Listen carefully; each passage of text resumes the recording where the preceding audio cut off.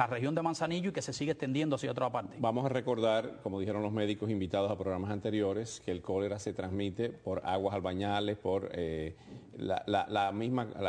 agua contaminada, pero también por las mismas heces fecales de los que padecen el cólera.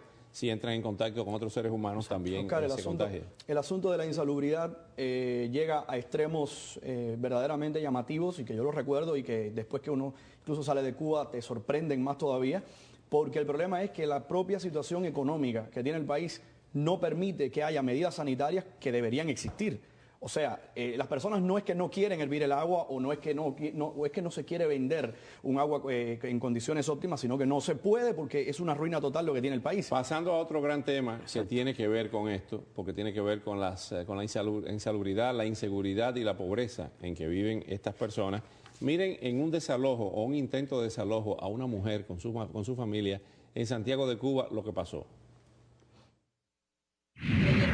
Hice este rancho que no está muy bueno, se moja, y ahí pasamos nosotros las noches, yo y mis hijas, tenemos 3 meses de estar viviendo ahí.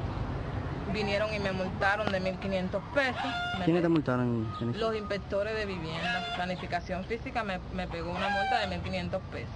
Estoy aquí, el día 14 vinieron a demolerme, a querer demolerme, vinieron con orden para 5 viviendas. Demolieron 3 ahí adelante, 2 no demolieron, una de un médico y la mía, que es este rancho que está aquí. Entonces no me demolieron porque me encerré adentro y dije que me iba a quemar con mis 2 hijas, que no es así.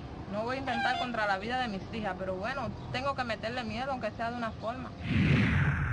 La desesperación, que se va a quemar ella con sus hijas. Estos son desalojos de personas que construyeron esas viviendas. Luego de los huracanes fueron muchas personas afectadas en el 2008, 2009, y se han quedado y personas también que no tienen a dónde ir. Bueno, la situación de Cuba en cuanto a esto es muy crítica. Los desalojos ocurrieron, por ejemplo, cerca de una veintena de desalojos en Santa Marta, cerca de Cárdenas, en Matanzas, hace unos días.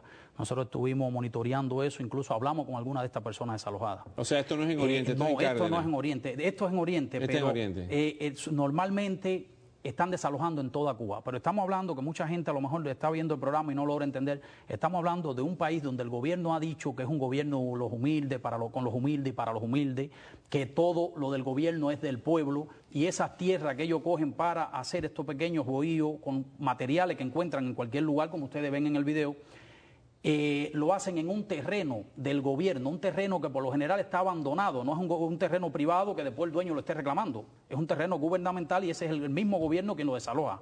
Aquí dice que esto es en Cambute, cerca de Santiago de Cuba. Esto es por la zona de Guantánamo, entre Santiago y Guantánamo, un monte de allá. Yo he recibido varios videos de Guantánamo, de Santiago de Cuba, alguna fotografía de la zona de Cárdenas, sobre este problema del desalojo. Por ejemplo, hay un paso de avance en un lugar que se llama Guaymaro, un municipio que se llama Guaymaro en Camagüey, que los habitantes de un pequeño pueblo de esto inventado por ellos mismos, en las afueras de Guaymaro, iban a ser desalojados, todos se unieron y evitaron el desalojo. Vamos a ver otro desalojo y a escuchar a Ernesto también si ha ocurrido por donde, allá por Bayamo y también por Manzanillo, este tipo de desalojo. Iba para 5 meses. ¿A 5 meses? Y me pusieron una multa de 500 pesos, el inspector Frank. Y ya nadie más fue, ni delegado, ni presidente CDR, nadie más fue, hasta ahora que vinieron a demoler. Vaya, eso de la gente se portaron demasiado mal ahí. Ellos dieron golpes, vinieron con violencia, porque ni hablaron con nosotros. Ya ellos se pararon en el arte y hablaron, y con la mía bajaron para abajo y ya fue desbaratando casa. Ellos no vinieron personalmente a hablar, mire, lo vamos a alojar, tienen que salir. A mí me parece, Oscar, muy bueno que hayan, digamos, relacionado estos dos asuntos, porque muchas personas quizás no entiendan y es bueno explicarles. Precisamente el estado en el que viven esas personas, muchísimas de esas personas, por no decir casi todas, no tienen agua corriente.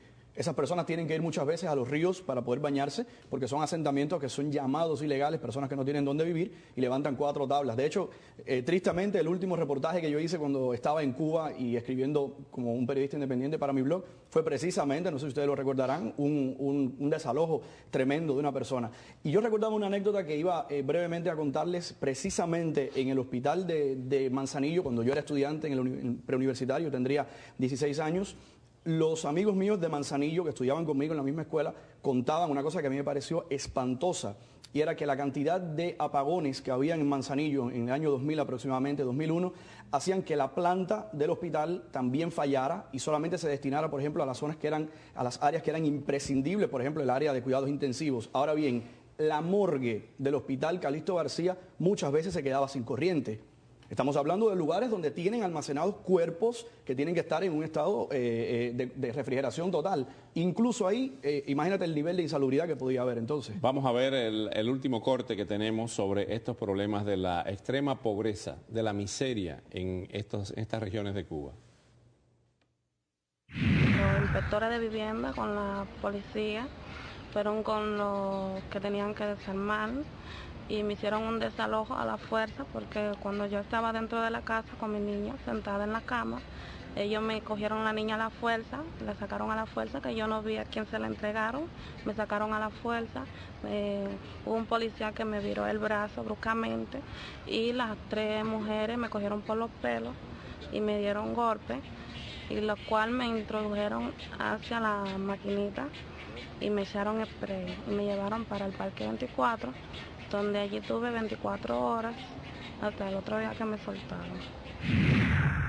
Muchos de ustedes dirán que la pobreza existe en todas partes del mundo, hasta aquí en los Estados Unidos. Es cierto, existe pobreza en República Dominicana, Haití es el país más pobre de América Latina, existe pobreza en Venezuela, existe pobreza en Centroamérica, en México, you name it, como se dice en inglés. ¿Cuál es la diferencia?